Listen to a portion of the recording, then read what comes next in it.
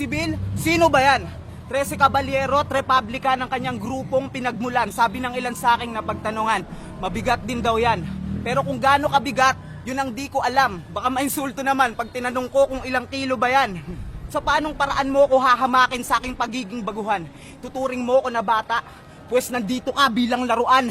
Kaya wag kang magmalaki sa patintero, lamang sa likse yung maliit. Pag tinalunan kita, di yung luksong baka, payat ka, luksong tinik.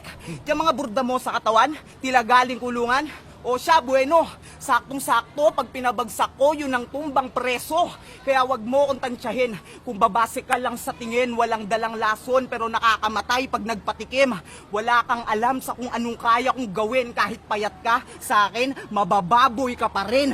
Oo, babuyin. Yan ang papel mo dito, si Raulo. Total mukha ka namang scratch paper dyan sa mga tattoo mo.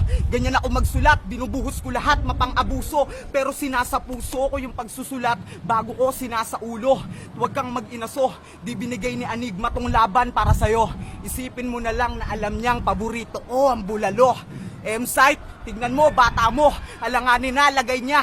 Konting baliktad ko lang sa payat na to, sigurado, patay na. Wala kang halaga, binenta ka lang ni Enigma sa paraang di pinagbibili kasi bali-balik ta rin man Sibil. Wala ka pa rin silbi.